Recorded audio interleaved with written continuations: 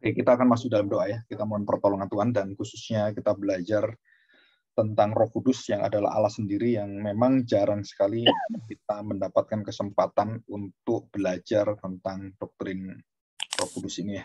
Dan kita mohon pertolongan dari Tuhan kita termasuk Roh Kudus sendiri ya supaya bisa membawa kita dalam satu pengertian yang benar, yang betul-betul jelas sehingga kita tidak lagi bisa digoyangkan dan digoyahkan oleh pengajaran-pengajaran yang tidak sesuai dengan firman Tuhan. Mari kita berdoa. Bapa yang penuh dengan kasih dan anugerah, penuh dengan kemurahan yang Kau curahkan di dalam satu pengenalan kami akan Yesus Kristus anak-Mu, dan di dalam Kristuslah kami mengenal Engkau, dan di dalam Kristuslah kami mengenal dan diperkenalkan akan satu pribadi yang tertutup, yang tersembunyi di dalam perjanjian lama yang begitu banyak rahasia yang belum diungkapkan. Dan kami hari ini belajar tentang pribadi Roh Kudus. Dan begitu jelas setelah Tuhan Yesus mengajarkan kepada kami dalam Yohanes 14 dan Yohanes 16. Dan kami bersyukur kami hari ini belajar tentang pengenalan kami akan Engkau sendiri Tuhan, Roh Kudus. Walaupun kami tidak melihat dan memang kami tidak mungkin mampu untuk membawa semua hadirat Roh Kudus karena Dia adalah Roh. Tapi kami tahu bahwa Engkau hadir bersama dengan kami hari ini, Roh Kudus, dan bawalah hati kami untuk mengenal Engkau, dan roh kami kuduskanlah, supaya kami bisa melihat Kristus dengan sangat jelas dalam setiap pemberitaan tentang seluruh karya-Mu, dan Engkau memuliakan Kristus dan memuliakan Bapa. Terima kasih, Roh Kudus, kami serahkan hati kami dan ajarlah kami. Di dalam nama Tuhan Yesus kami serahkan doa kami ini. Amin.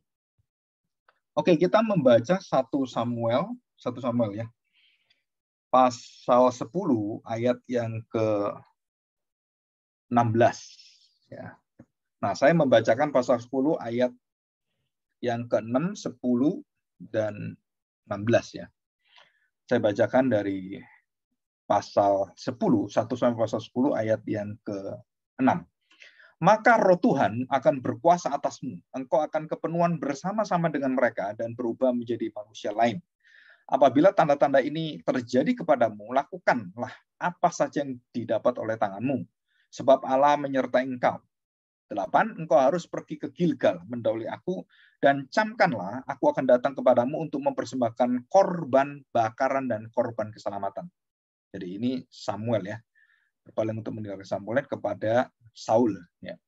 Dan disuruh menunggu, tapi akhirnya Saul itu nggak taat dan dia malah mencari roh jahat ya, peramal, penenung dan tukang pemanggil arwah gitu. Yang nanti terjadi beberapa hal yang karena menantikan Samuel nggak datang-datang gitu ya. Nah, kita lihat di sini. Engkau harus menunggu 7 hari lamanya sampai aku datang kepadamu dan memberitahukan kepadamu apa yang harus kau lakukan. Sedang ia berpaling untuk pergi meninggalkan Samuel, maka Allah mengubah hatinya menjadi lain. Nah, ini, saudara perhatikan ya. Jadi ada karya Allah yang kemudian mengubah hatinya menjadi lain. Dan segala tanda-tanda yang tersebut itu terjadi pada hari itu juga. Ketika mereka sampai di Gibea dari sana, maka bertemulah ia dengan serombongan nabi, roh Allah berkuasa atasnya. Dan Saul turut kepenuhan seperti nabi di tengah-tengah mereka. Dan semua orang yang mengenalnya dari dahulu melihat dengan heran bahwa ia bernubuat bersama-sama dengan nabi-nabi itu. Lalu berkatalah orang banyak yang satu kepada yang lain. Apakah gerangan yang terjadi dengan anak Kis, Saul itu? Apa Saul juga termasuk golongan nabi? Jadi roh Tuhan itu juga memampukan Saul menjadi seperti nabi, ya, mempunyai satu kuasa seperti nabi dan kepenuhan seperti nabi. Lalu seorang dari tempat itu menjawab, siapakah bapak mereka? Itulah sebabnya menjadi peribahasa. Apa Saul juga termasuk golongan nabi? Dan di mana-mana orang itu selalu menjadi sindiran ya. Jadi apa Saul juga seperti orang-orang yang dipanggil jadi nabi? Apakah Saul juga nabi? Nah, itu menjadi satu sindiran pada orang-orang yang merasa dirinya nabi tapi bukan nabi gitu. Dan ataupun dipanggil sebagai nabi. Nah, kamu pendeta ya gitu kan. Sepertinya kamu kok pendeta gitu. Nah, itu seperti bahasa seperti itu. Ayat 13, setelah habis ia kepenuhan seperti nabi, pulanglah ia. Dan kemudian paman Saul berkata kepadanya dan bujangnya, dari mana kamu? Jawabnya, mencari keledai-keledai itu. Dan tetapi ketika tidak terlihat, maka kami pergi kepada Samuel. Kemudian paman Saul itu berkata, coba ceritakan kepadaku apa yang dikatakan Samuel. Kata Saul kepada pamannya, terus saja ia diberitahukannya kepada kami bahwa keledai-keledai itu telah diketemukan. Tetapi perihal menjadi raja yang telah dikatakan Samuel kepadanya, tidak diceritakan kepadanya. Ya, jadi dia menutup tentang bagaimana dia dipanggil oleh Tuhan. Jadi ini adalah belum terbuka dan dia tidak mau terbuka. Nah ini. Dan kemudian Saul dipanggil gitu ya, dan kemudian dipanggil, dan kita tahu bahwa bagaimana roh Tuhan itu berkuasa atas Saul. Nah, kita melihat pada ayat ke-10-11 tadi udah kita tahu. Sekarang kita lihat pasal 16 ya. Pasal 16. Pasal 16 1 sampai pasal 16 ya, Daud diurapi menjadi raja. Nah, di sini ya. Nah, perhatikan. Jadi ini pengurapan yang berkaitan dengan bagaimana Daud disertai oleh roh Tuhan. Ya, Daud diurapi menjadi raja. Dan dikatakan ayat pertama, berfirmanlah Tuhan kepada Samuel, berapa lama lagi engkau berduka cita karena Saul? Karena Saul menolak Tuhan, meninggalkan Tuhan, dan kemudian Tuhan tidak memberikan rohnya lagi, mengangkat rohnya yang memimpin Saul itu kemudian dicabut oleh Tuhan, ya, diambil oleh Tuhan. Bukankah ia telah kutolak sebagai raja atas Israel? Isilah tabung tandukmu dengan minyak dan pergilah. Aku mengutus engkau kepada Isai, orang Bethlehem itu, sebab di antara anak-anaknya yang telah kupilih seorang raja bagiku. Jadi itu adalah Daud. Tetapi Samuel berkata, bagaimana mungkin aku pergi jika Saul mendengarnya? Ia akan membunuh aku. Ya, karena ini dia sudah menjadi raja. Nah, kalau dia merapi raja baru, wah, saya dibunuh oleh Saul. Firman Tuhan, bawalah seekor lembu muda dan katakan, aku datang untuk mempersembahkan korban kepada Tuhan.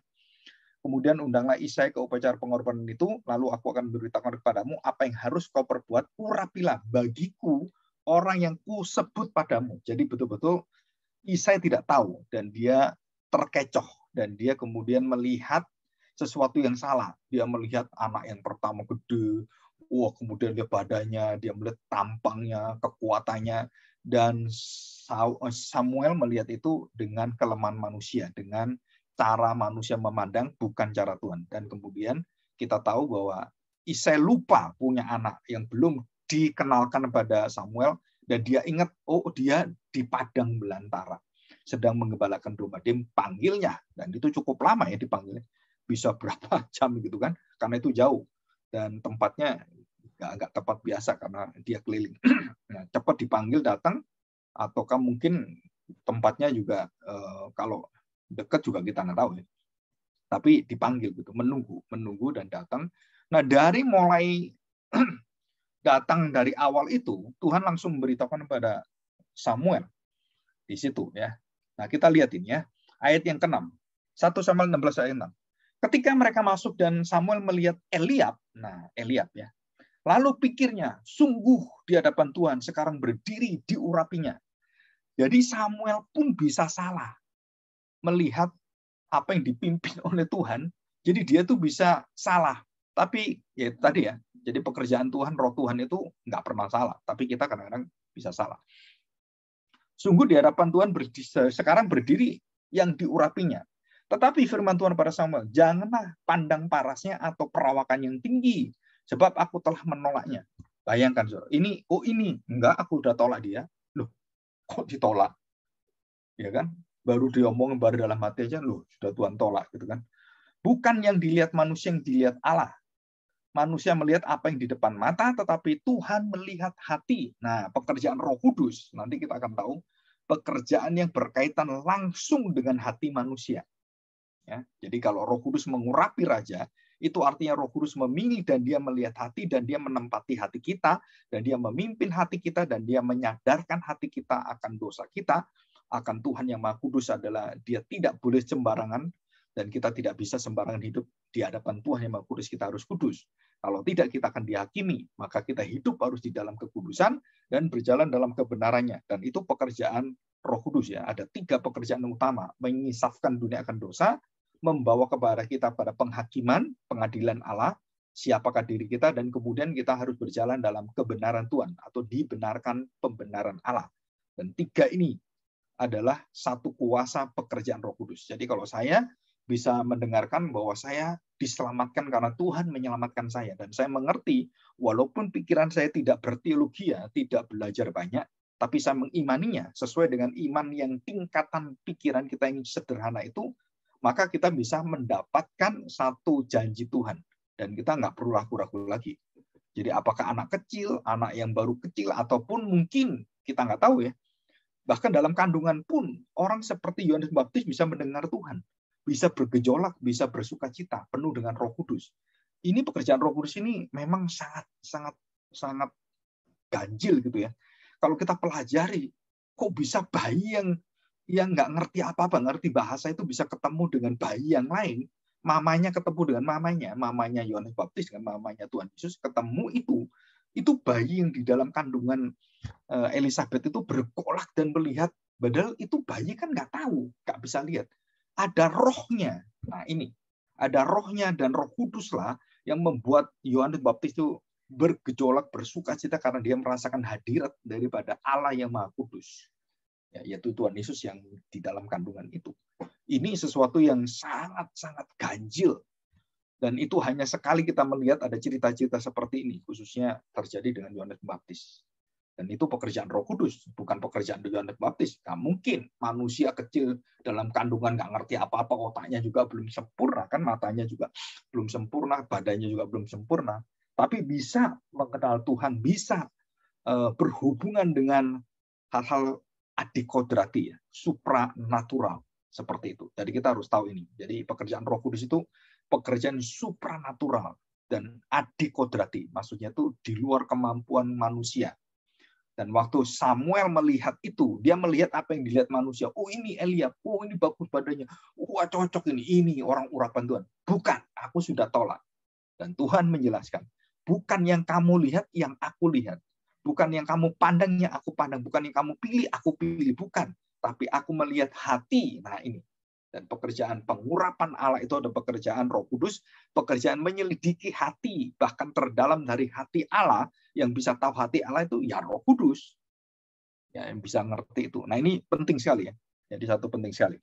Oke, kita lihat ini ya. Pasal 16 ayat yang ke-8 ya, kita masuk.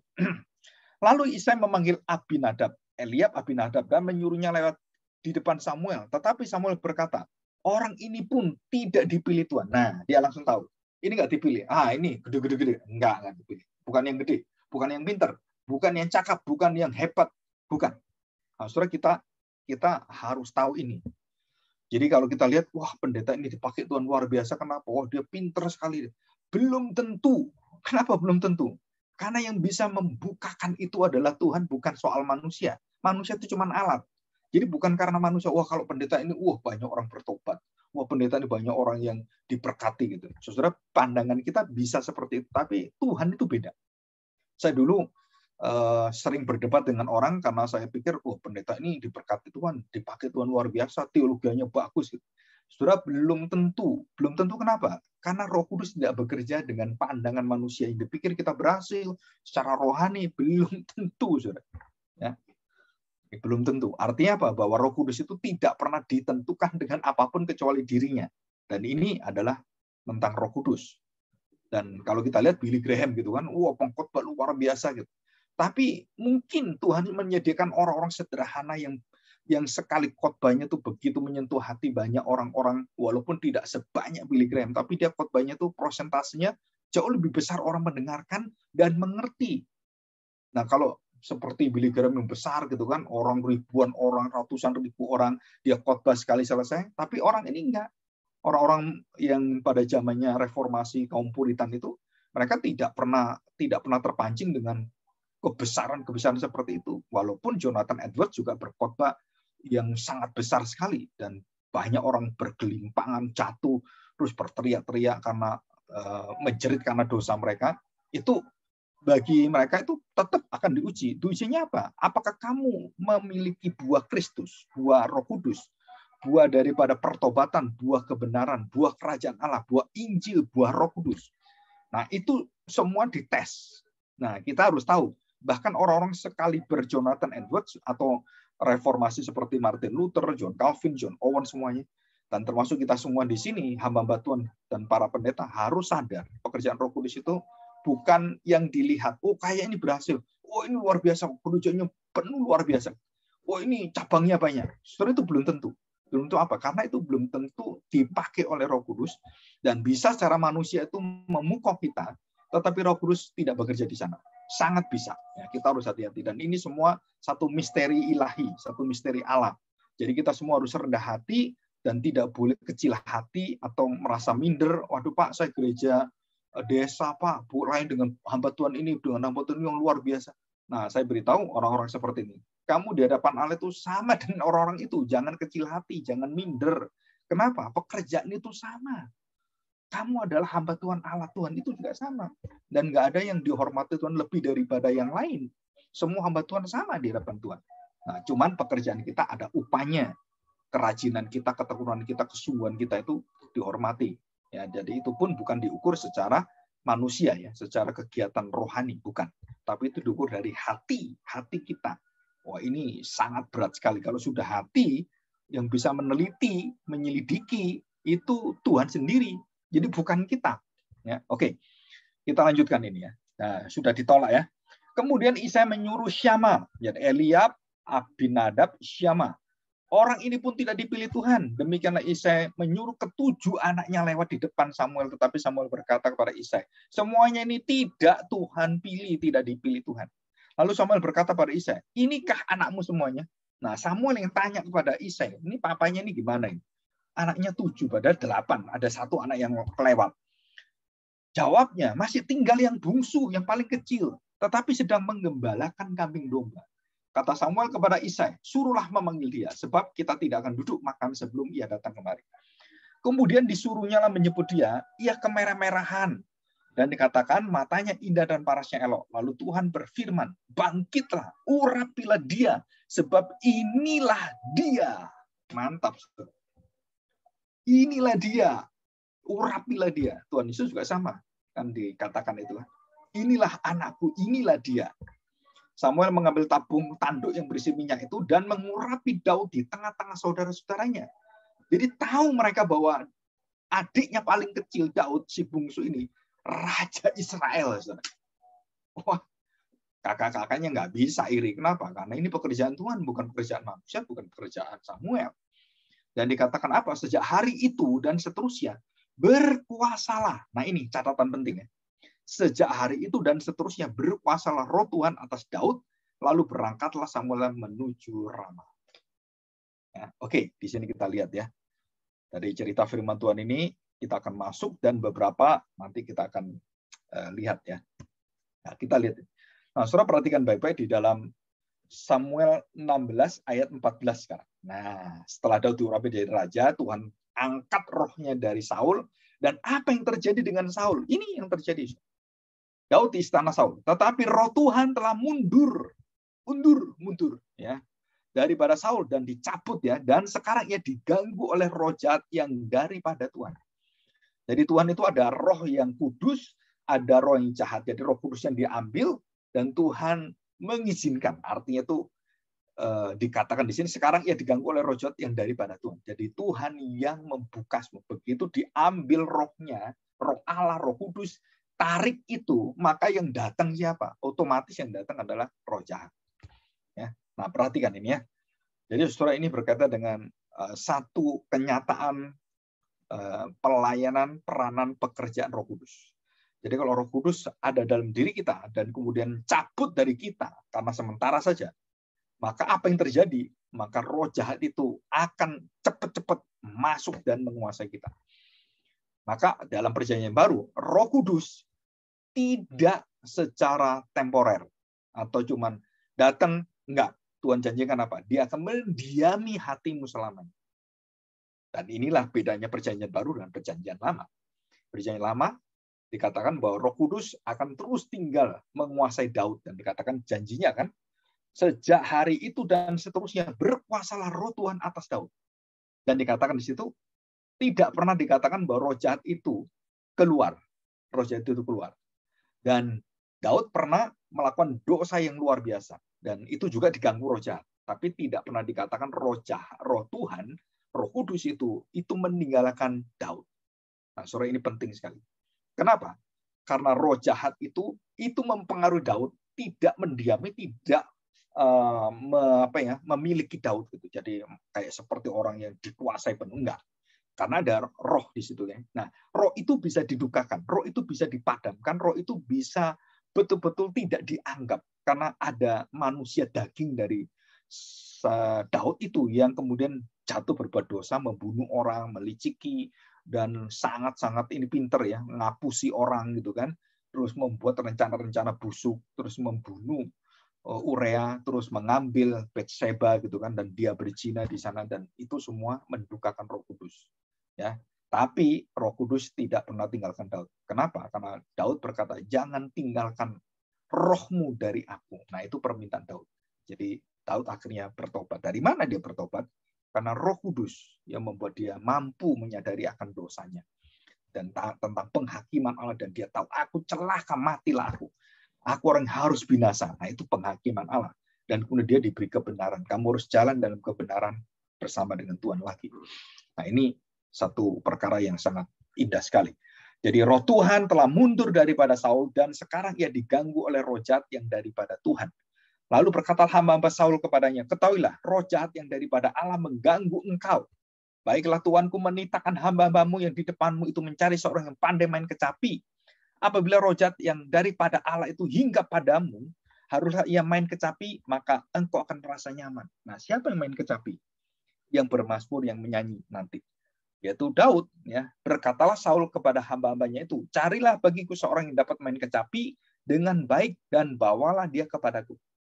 Lalu jawab salah seorang hamba itu, katanya, sesungguhnya aku telah melihat salah seorang anak laki-laki Isai, orang Bethlehem itu, yang pandai main kecapi. Ia seorang pahlawan gagah perkasa, seorang prajurit yang pandai bicara, elok perawakannya, dan Tuhan menyertai dia. Nah, ini karena ada pengalaman yang sudah mengalahkan ini ya, berperang dengan Goliat itu. Nah, dia pintar main itu. Kemudian Saul mengirim suruhan kepada Isai dengan pesan, suruhlah kepadaku anakmu Daud yang ada pada kambing domba itu. Lalu Isai mengambil seekor keledai yang dimuati roti, sekirpet anggur, dan seekor anak kambing, maka dikirimkannya itu kepada Saul dengan perantar Daud anaknya. Ini menghormati raja ya. Kemudian Daud sampai kepada Saul dan menjadi pelayannya. Saul sangat mengasihinya dan ia menjadi pembawa senjatanya. Jadi yang membawa senjatanya Saul itu siapa? Daud. Ya, sebab itu Saul menyuruh orang kepada Isai mengatakan, biarkanlah Daud tetap menjadi pelayanku sebab aku suka kepadanya. Nah, yang terakhir. Dan setiap kali apabila roh yang daripada Allah itu, yang jahat itu hingga pada pada Saul, maka Daud mengambil kecapi dan memainkannya. Saul merasa lega dan nyaman. Dan roh yang jahat itu undur daripadanya. Nah, saudara, ini satu keunikan ya. Jadi di sini kita belajar satu yang unik apa? Jadi roh jahat itu tidak menetap. Ya, saudara perhatikan. Roh jahat tidak pernah menetap kepada orang-orang yang dipilih oleh Tuhan. Dan dia kemudian hinggap, nah seperti itu. Tapi kalau orang yang kerasukan, yang digedara-gerasa, itu betul-betul dimasukin gitu ya, dan dia dikocok-kocok. Dan itu pun setelah Tuhan Yesus datang, mereka langsung pergi. Nah itu ya, jadi karena ada hadirat yang Maha Kudus. Nah saudara perhatikan, roh jahat undur dari Saul itu bukan karena Tuhan yang memulai dengan satu, bahwa Tuhan itu begitu nggak suka dengan Saul. Bukan. Kenapa roh jahat itu datang kepada Saul yang daripada Tuhan? Karena Tuhan mencabut rohnya, mencabut kasihnya, mencabut kesetiaannya, mencabut kemurahannya, mencabut pimpinannya, mencabut seluruh daripada kasihnya kepada Saul. Jadi Saul meninggalkan Allah dan dia berbuat dosa, maka roh Tuhan itu diangkat. Ya, tidak selamanya diangkat dan dicabut, kemudian roh jahat itu diizinkan masuk dalam hidup daripada Saul. Jadi Saul sudah meninggalkan Tuhan dan roh jahat itu akhirnya datang. Dan apa yang terjadi? Saul tidak mendapatkan perlindungan dari Tuhan. Jadi seluruh perbuatannya sampai kepada seluruh sikap hatinya, mukanya, rautnya, itu jatuh dalam dosa. Dan itu mengerikan sekali. Jadi seluruh kebaikan Allah atau roh kebaikan, roh Allah ditarik dari Saul. Dan Allah betul-betul sudah meninggalkan Saul. Jadi Saul kehilangan seluruh sifat kebaikan Allah. Yang dulu memampukannya, sekarang dia tolak. Dan coba kita lihatnya di dalam 2 Samuel pasal 7 ayat yang ke-15. 2 Samuel pasal 7 ayat 15. Ya. Tetapi kasih setiaku tidak akan hilang daripadanya seperti yang kuhilangkan daripada Saul yang telah kujauhkan dari hadapanmu. Nah, Saul dengan Daud bedanya apa? Daud mendapatkan perjanjian Tuhan, mendapatkan kasih setia Tuhan, dan mendapatkan Roh Kudus menetap dalam hidup dia. Karena dia adalah cikal bakal nenek moyang dari Mesias, daripada Kristus dan Daud. Dan Roh Tuhan, kebaikan Tuhan itu menetap walaupun dia jatuh dalam dosa, mendukakan Roh Kudus, melawan Allah, dan berbuat tanda petik yang nista juga. Nah, surah di situ dia tidak meninggalkan Daud dan rohnya tidak dicabut, tapi dia memberikan roh kesetiaan, roh pertobatan, roh perubahan, roh penyesalan, dan Daud akhirnya menyesal, dia bertobat. Nah, jadi sifat-sifat Allah yang ada dalam diri Saul itu dicabut oleh Tuhan. Dan sifat apa yang ada dalam hati Saul? Karena roh Allah tidak ada, maka Saul menjadi roh jahat. Nah, saudara perhatikan. Apa yang terjadi dengan Saul itu pada poin yang ke-6, ya, dan sangat mudah roh jahat itu mempengaruhi daripada hidup Saul. Akhirnya Saul jadi apa? Dia tidak tenang, dia gelisah, dia resah, dia jengkel, mudah marah, cemas, dan dia berprasangka buruk. Dia melihat dirinya lebih daripada yang lain, dan kemudian dia sering juga seperti orang kesurupan, kejang-kejang. Saudara bayangkan, ini Saul yang raja yang dulu begitu luar biasa, begitu gagah berani, disertai oleh Roh Tuhan, dan seluruh daripada perjalanannya suksesnya luar biasa, menang terus, nggak pernah kalah. Dan hari itu, karena dia meninggalkan Tuhan, karena dia menista Tuhan, dan dia benar-benar tidak balik kepada Tuhan, maka antara tanggung jawab manusia dalam dosa dan kedaulatan Allah itu pas sinkron. Nah, saudara, di sini kita melihat ada satu ajaran yang mengatakan bahwa orang itu bisa murtad, bisa jatuh, bisa kehilangan keselamatan. Saudara, satu sisi kita lihat bahwa Tuhan tidak pernah dalam janjinya seperti kepada Daud dan Saul. Nah, Saul Tuhan mengambil rohnya dan tidak ada jaminan.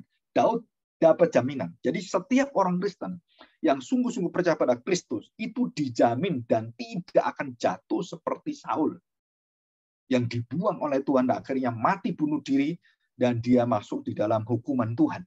Tapi Daud tidak. Nah, ini bedanya. Dikatakan jelas di sini ya. Tetapi kasih setiaku tidak akan hilang daripadanya, dari Daud. Seperti yang kuhilangkan daripada Saul yang telah kujauhkan dari hadapanmu. Saudara, ini perkataan Tuhan sendiri, bukan orang ini ya. Jadi seluruh kebaikan Allah itu tidak pernah terlepas dari hidup Daud, tapi terlepas dari hidup Saul.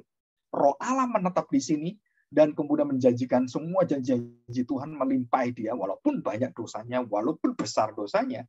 Dan ini sama dosanya juga sama, tapi Tuhan tidak memberikan kasih-Nya karena dia menolak Tuhan, dia sudah melawan Tuhan, dan dia sudah menyembah kepada roh-roh yang jahat itu, dan Tuhan tinggalkan. Nah, saudara, di sini apa yang terjadi?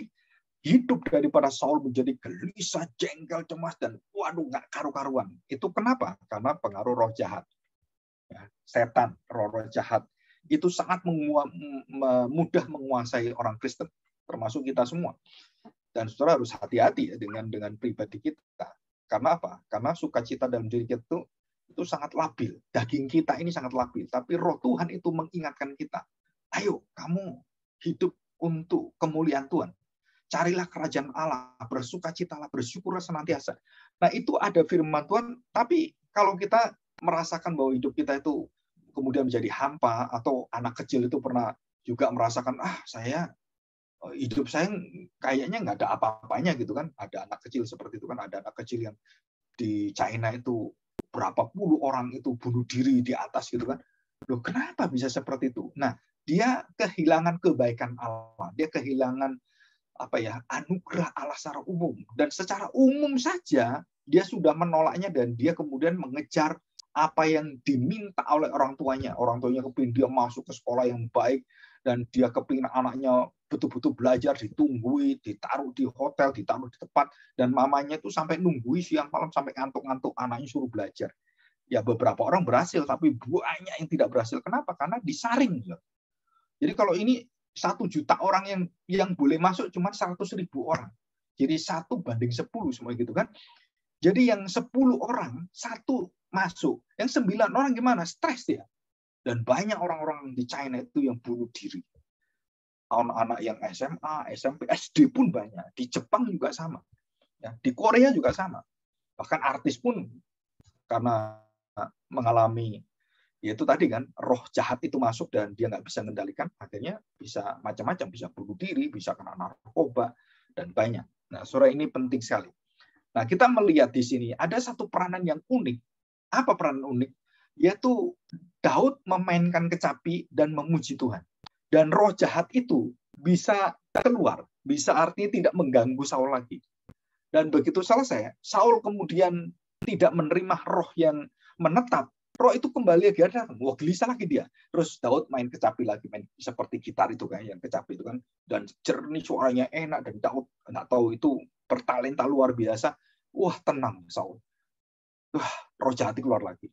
Terus dia gelisah lagi, roh jahat datang lagi, gitu kan. Terus kemudian Daud main ini kecapi lagi, dan roh jahat keluar lagi. Nah, saudara perhatikan, kalau kita perhatikan bahwa ada satu sinyal, ada satu pekerjaan Tuhan, pekerjaan Allah yang melalui Daud, dan roh Allah itu bisa memiliki satu kuasa untuk menenangkan orang, untuk membukakan pada Saul untuk kembali kepada Tuhan. Nah, saudara perhatikan. Jadi waktu Daud memainkan itu supaya tenang hatinya, dia supaya diberi kesempatan, supaya dia memanggil Tuhan lagi, supaya dia bersandar pada Tuhan lagi. Tapi kenyataannya Saul tidak kembali kepada Tuhan. Dan ini kenyataannya. Dan roh penyesalan, roh pertobatan, roh yang kemudian membuat dia gelisah, kemudian datang pada Tuhan, roh yang kembali kepada Tuhan itu, roh yang memulihkan dia, itu nggak ada. Dan dia sendiri pun juga tidak berniat untuk kembali kepada Tuhan. Roh ini pekerjaan Roh Kudus. Jadi kalau kita lihat, Roh Kudus itu memberikan kemurahan Bapa melalui permainan kecapi dan pujian dari Daud, supaya Saul itu memiliki hati untuk kembali kepada Tuhan. Jadi seluruh pujian, seluruh pelayanan kita, itu membawa tanda kuasa supaya orang-orang yang bersama-sama di gereja itu merasakan hadirat Allah dan kembali kepada Kristus. Pujian kita membawa kita pada Kristus. Terus kemudian doa kita membawa kita pada Kristus. Dan itu pekerjaan dari Roh Kudus. Jadi kalau di gereja gitu ya, sampai ini Pak Paulus, Pak Musa, terus Ibu Irni, terus Bu Laura gitu kan, main organ, main piano, terus kemudian Pak Mosir main biola. Saudara perhatikan baik-baik. Itu semuanya kalau dilakukan dengan kuasa pekerjaan dan karunia Roh Kudus, itu bisa membawa kita, itu bisa menikmati lagu dan bawa kita untuk mengenal Tuhan begitu dalam, dan kita dibukakan akan kasih Tuhan. Itu ya. Jadi kalau kita sadari, walaupun kita tahu bahwa permainan orang-orang yang ada itu tidak memiliki satu permainan seperti orang-orang berkelas, klasik yang luar biasa, yang hebatnya luar biasa. Tapi Tuhan melihat hati kita. Bukan berarti kita nggak boleh belajar ya. Kita harus belajar untuk mendisiplin kita supaya permainan kita lebih baik. Dan mungkin latihan juga sama perlu, itu harus seperti itu. Nah, saudara perhatikan. Jadi Roh Kudus itu memakai pujian dan memakai alat-alat musik membawa orang dalam ketenangan. Maka saya percaya begini, saudara. Jadi lagu-lagu yang ada di karismatik, Pentakosta, atau di Reform, atau di Puritan, gitu kan, atau di GKI, terus kemudian Presbyterian dan gereja-gereja HKBP, gitu ya. Saudara, kalau itu dilakukan dan dipersembahkan dengan hati yang mengangkat kepada kemuliaan Kristus, maka Roh Kudus itu bekerja dan membawa orang untuk mendapatkan satu hati yang tenang, yang nyaman, yang luar biasa. Dan kita juga sering melihat lagu-lagu yang dulu ya, bagaikan Raja Wali itu banyak orang-orang bukan Kristen penuh suka dengan lagu ini. Kenapa? Aduh, lagu ini enak sekali. Saya bisa tenang. Nah, setelah itu merupakan pekerjaan Roh Kudus dan membawa hati orang itu untuk apa? Untuk datang pada Kristus. Kalau dia tidak datang pada Kristus, ya nggak ada gunanya lagu itu. Loh, maksudnya Bapak gimana? Ya contohnya, Daud main kecapi. Tetap Saul akhirnya dibuang Tuhan. Kenapa? Karena dia tidak menunjukkan satu tanggung jawabnya bertobat. Dan pertobatan itu juga dari Tuhan. Tapi karena roh Tuhan sudah diambil, ya otomatis dia nggak bisa bertobat. Fir'aun nggak bisa bertobat. Sodom Gomora nggak bisa bertobat. Ananis dan Safira nggak bisa bertobat. Yudas nggak bisa bertobat. Wah banyak, Nebukadnezar juga nggak bisa bertobat. Raja-raja yang jahat itu nggak bisa bertobat. Kenapa? Karena Tuhan tidak memberikan kasih karunia dan Tuhan tidak membukakan pilihannya, sukacitanya pada dia. Dan Tuhan tidak berkenan memilih mereka. Saudara, itu urusan Tuhan, bukan urusan kita. Nah, kalau kita bisa mengerti dan kemudian kita bisa, aduh Tuhan, aku benar-benar ingin ketemu, aku ingin bertobat, Tuhan, aku ingin menyesal. Nah, berarti Tuhan menggerakkan dengan kuasa rohnya, membukakan hati kita dan memberikan kita mencari Allah. Nah, di situ pekerjaan yang awal ini, yang membuat orang berubah dan berbalik itu ada pekerjaan Roh Kudus.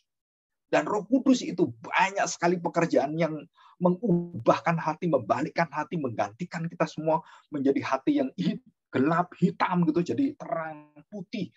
Saudara, itu semua karya Roh Kudus. Walaupun kita selama ini nggak kenal itu karya Roh Kudus. Tapi betul-betul itu ada karya Roh Kudus. Kita bisa ngerti firman Tuhan, kita bisa memuji Tuhan, kita dipakai Tuhan. Ya, termasuk anak bungsu itu ya, yang bertobat dan dia ingat kepada kasih bapaknya itu. Nah, yang membuat dia ingat itu siapa? Yang dia bisa membuat dia bergairah lagi dan kembali kepada papanya dan menggerakkan dia tenaganya dan kemudian dia mau datang pada papanya penuh dengan penyesalan. Setelah itu jelas sekali, itu pekerjaan Roh Kudus. Jadi di dalam seluruh perumpamaan, Roh Kudus tidak kelihatan namanya ada di sana. Tapi dalam setiap perumpamaan Tuhan Yesus ada pekerjaan Roh Kudus. Nah, ini mungkin suatu hari kita membahas ini. Roh Kudus di dalam perumpamaan Tuhan Yesus yang tidak terlihat tapi bekerjanya luar biasa. Saudara, ini satu misteri, satu penemuan yang kita harus gali kembali ya dalam firman Tuhan, dan itu sangat kaya. Kenapa saya bisa menemukan banyak hal seperti ini? Ya kembali karena kita punya satu prinsip Christ Center. Jadi seluruh firman Tuhan menuju pada Kristus, dan dari Kristuslah kita dibukakan rahasia firman yang begitu kaya, yang memukau kita, dan kemudian termasuk pekerjaan Roh Kudus yang selama ini tertutup dan kita sekarang gali dalam Perjanjian Lama. Ini yang kita dengar hari ini kan. Jadi Daud menjadi penenang, penghibur dengan main kecapinya itu, dan semua rencana Daud itu, apa yang dia lakukan semuanya adalah untuk memuliakan Tuhan, untuk menghibur dia supaya dia kembali kepada kasih Tuhan. Tapi kenyataannya Saul tidak kembali. Jawabannya cuma satu. Karena dia dikuasai oleh roh jahat. Jadi Daud melayani dia, begitu setianya, tetap Daud mau dibunuh waktu dia tahu Daud jadi raja. Dikejar, dan itu semua dari mana? Ini roh siapa ini? Yang dulu lembut, yang dulu penuh dengan pengasihan, pengampunan. Ini enggak. Wah, dia kejar Daud kemana? Daud bunuh dia, bunuh dia, bunuh dia. Itu roh siapa? Roh jahat. Ya, itu roh jahat. Ya. Oke, kita di sini belajar hal yang penting ya. Nah, kita akan belajar beberapa kesimpulan yang penting ya untuk menutup pengajaran hari ini tentang Roh Kudus. Saudara perhatikan, Roh Kudus, perhatikan ya, selalu taat seiring dengan kehendak rencana Allah, dan lingkup daripada Roh Kudus adalah seluruh firman yang ada dalam pemberitaan dan perkataan seluruh pengajaran Kristus. Dan di luar itu Roh Kudus tidak akan mengajar kita. Jadi Roh Kudus juga memberikan kepada kita supaya kita mengenal kehendak Allah, pengenalan kita kepada Kristus, kepada Bapa, firman Tuhan, kepada nabi-nabi seluruhnya, itu pekerjaan dari kuasa Roh Kudus. Ya, untuk apa? Membawa kita untuk bisa mengerti, bukan hanya mengerti, menikmati dan memampukan kita, memberi kesanggupan, kuasa untuk melakukan dan menjadi orang-orang yang menjadi seperti Kristus. Ya. Dan kita diberi kuasa untuk itu pelayanan, baik itu pelayanan-pelayanan yang ada gitu ya. Bahkan kita tahu ada Eldad ya, dan Medad dan Eldad ya, waktu itu kan, yang dipakai oleh Tuhan secara khusus untuk bisa menangani dan membuat barang-barang bait suci. Nah, saudara, itu semua secara pelayanan. Dan Roh Kudus yang diberikan, bukan roh lain, ya, bukan malaikat. Malaikat pun tidak mampu untuk melakukan itu. Jadi Roh Kudus. Jadi barang-barang di dalam bait Allah orang Israel itu pekerjaan Roh Kudus. Selama ini kita nggak pernah tahu. Oh, ada Roh Kudus ya, pekerjaan Roh Kudus di seluruh pekerjaan yang ada, yang mengerjakan, yang dari menyepuk emas, yang kemudian gergaji, mengamplas, saudara, itu semuanya pekerjaan dari Roh Kudus. Yang memakai orang-orang ini dengan kepintarannya semua dijadikan, dicerahkan oleh Roh Kudus, dan persisnya bagaimana itu semuanya ukurannya, saudara, itu pekerjaan Roh Kudus. Kita selama ini tahunya bait Allah ya udah gitu. Jadi kalau Tuhan Yesus mengatakan, aku akan robohkan seluruh yang ada, bangunan ini, saudara, itu bukan Roh Kudus yang dirobohkan, tapi semua karya manusia yang penuh dengan kesombongan itu Tuhan hancurkan, dan Tuhan membangun dengan tangannya yang dipaku di kayu salib. Dan dengan bantuan siapa Tuhan membangun kembali bait Allah ini? Ya Roh Kudus. Tunggu, Roh Kudus akan datang dan dia akan membangun tubuhku. Nah, ini bedanya. Jadi selama ini kita melihat ya, satu, Roh Kudus bekerja secara organisasi, menguasai manusia dengan benda-benda yang ada, dan kemudian membangun dengan emas, perak, dengan tembaga, dengan kain, terus dengan warna-warna, dengan macam-macam gitu ya. Termasuk di dalamnya minyak-minyak urapan, semuanya bekerja. Nah, waktu di dalam Kristus, dan kemudian yang pekerjaan perjanjian yang pertama ini, dan kemudian Tuhan hancurkan karena manusia melawan Tuhan, menolak Tuhan seperti Saul, dan seperti bangsa Israel, dan dihancurkan oleh Tuhan, dan Tuhan membangun satu bait Allah yang baru, perjanjian baru, dan dia memulai dengan tubuhnya. Dan siapa yang bisa membangun tubuhnya, yang melahirkan tubuh yang baru, memberikan tubuh yang baru? Roh Kudus. Nah, ini luar biasa. Jadi Roh Kudus membawa seluruh kekuatan, pikiran, keterampilan, tanggung jawab, kreativitas, semuanya mengukir, dan kemudian mengukir ya, termasuk juga memahat, kemudian memotong. Oh, itu semuanya, semua adalah pekerjaan dari Roh Kudus kalau kita lihat. Jadi kita melihat ada perbedaan pekerjaan biasa, pekerjaan yang khusus, dan pekerjaan Roh Kudus. Yang dikhusus Roh Kudus, dan semua pekerjaan bait Allah adalah pekerjaan dari Tuhan. Ya. Nah, di sini ya kita lihat kuasa yang luar biasa ini. Ya, Roh Kudus bisa diselewengkan, bisa salah gunakan, dan Roh Kudus juga diberikan secara cuma-cuma ya. Jadi tidak ada orang yang bisa mengatur Roh Kudus. Jadi kalau Roh Kudus memilih, Yudas memilih ini semuanya, dan kemudian ya satu yang dipilih untuk dibinasakan. Saudara, itu semua kuasa dari Roh Kudus. Kita nggak tahu, karena sejauh sebelumnya nubuatan-nubuatan itu sudah berjalan dengan baik. Jadi Roh Kudus itu dapat disalah mengertikan, disalahgunakan karena kelemahan-kelemahan kita, bukan karena kelemahan Roh Kudus. Roh Kudus sempurna dan semuanya, dan kita yang memandangnya tidak sempurna. Seperti Samuel melihat Eliab, Abinadab, wah dia pikir, oh ini, bukan, aku sudah tolak, bukan. Nah baru dia belajar, oh berarti bukan ini, bukan ini, bukan yang gede. Mana anakmu yang lain? Mana yang lain? Oh ada satu, ya Daud udah dipanggil, begitu ketemu, nah Tuhan katakan inilah anak itu, dan langsung diurapi. Ya, jadi Roh Kudus betul-betul adalah roh yang mengerti kelemahan kita, mengerti ketidakmampuan kita. Kita kadang out of control, kita kadang-kadang tidak terkontrol, kita kemudian sangat liar, dan kemudian kita banyak pekerjaan kita yang maunya sendiri, dan kita juga gampang sekali terbawa dengan kemauan-kemauan sekeliling kita, ya. Dan ini pekerjaan dari para Roh Kudus adalah membawa kita supaya kita kembali kepada firman Tuhan, kembali kepada kebenaran Tuhan, dan Roh Kudus yang menyanggupkan kita. Jadi kalau kita jatuh dalam dosa, kita menyesal, kita bertobat, dan kita mengerti kebenaran, kita menjauhi semuanya, dan kita merasakan satu John Owen yang tuliskan tentang Roh Kudus yang luar biasa itu adalah Roh Kudus memberikan kita rasa kejijikan akan dosa, rasa marah kalau kita berdosa, rasa kita betul-betul penyesalan yang dalam, dan kita meneliti hati kita, dan itu kuasa yang luar biasa. Jadi kalau orang merasakan ini dosa biasa, ada orang merasa, aduh Tuhan, itu dosa Tuhan, aku berbuat dosa. Nah itu kedalaman Roh Kudus yang ada dalam diri dia. Ya, ini yang kita pelajari ya. Jadi Roh Kudus memberikan kehidupan roh kepada manusia, pada binatang, dan semua makhluk hidup, termasuk Roh Kudus memberikan juga kepada binatang-binatang itu roh, karena dia roh kehidupan. Segala roh berasal dari Tuhan, berasal dari Roh Kudus. Dan dia menghakimi imam-imam, hakim-hakim, dan semua petualang-petualang termasuk hakim-hakim. Di dalamnya bisa laki, bisa perempuan, ya. Jadi itu ada dalam bilangan. Dan menguduskan bangsa Israel. Dan menginspirasi bangsa Israel semua tunduk takluk dan kemudian bertobat secara nasional. Secara kebangsaan, Tuhan kami bertobat. Nah, yang menggerakkan hati mereka itu semua bangsa itu bisa bertobat semuanya.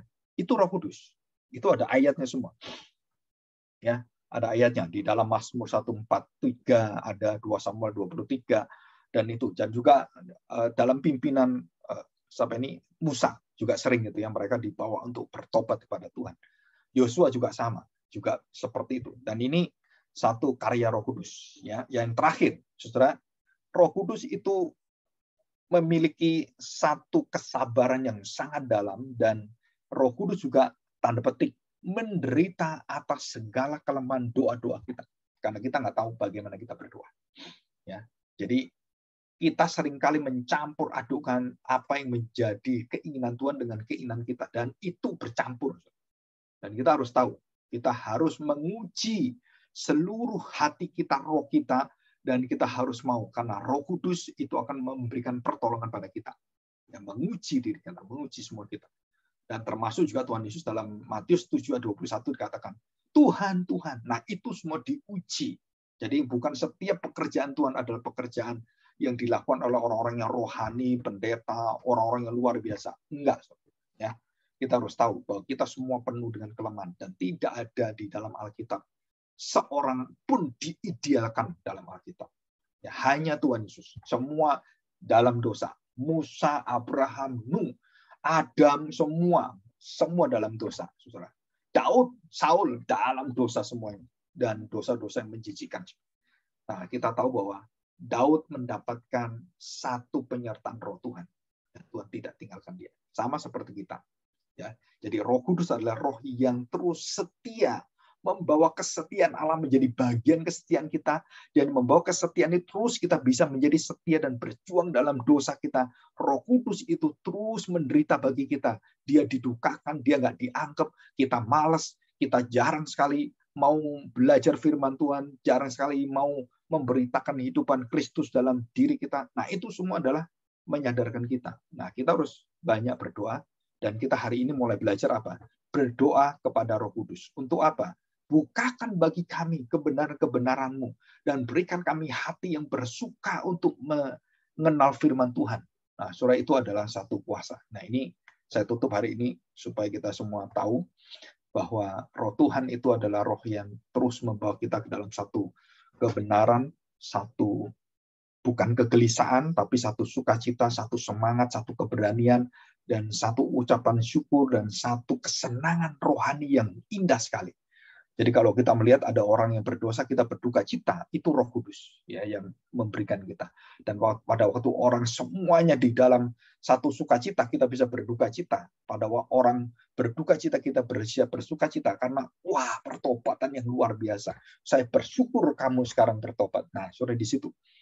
Dan kita melihat bahwa karya Roh Kudus adalah karya yang agung sekali, dan kita belajar baik-baik. Ya, tadi kita menemukan bagaimana pekerjaan Roh Kudus di dalam bait Allah, di dalam kenabian, keimaman, dan semuanya. Dan ini berkaitan dengan apa? Dengan Kristus yang dihadirkan oleh Roh Kudus. Jadi bukan yang lain.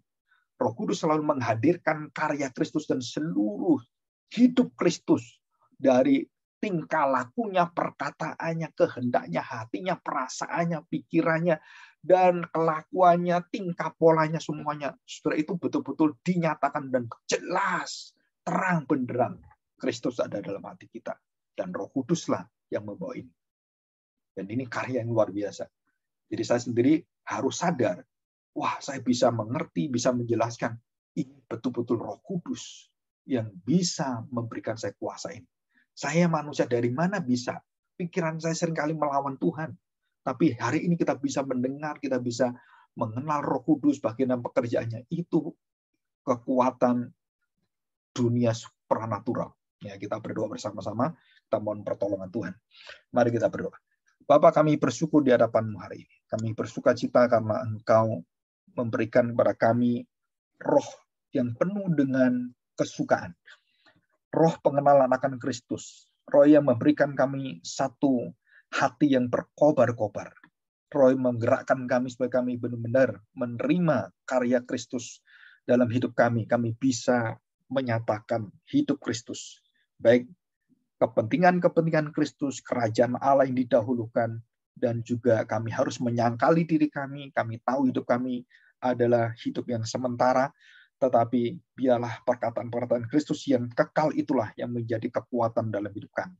Terima kasih Tuhan, berkatilah waktu kami yang sudah kami nikmati ini, dan kami mohon Roh Kudus yang tidak pernah tinggalkan kami, yang menetap dalam hati kami, terus tidak jemu-jemunya untuk membawa kami menjadi terang seperti Kristus. Terima kasih Bapa, di dalam nama Tuhan Yesus kami serahkan doa kami. Amin. Oke, terima kasih. Ada pertanyaan? Silakan.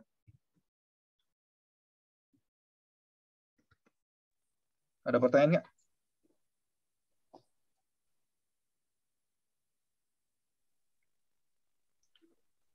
Mungkin nggak ada, Pak. Ya, ini saya matiin.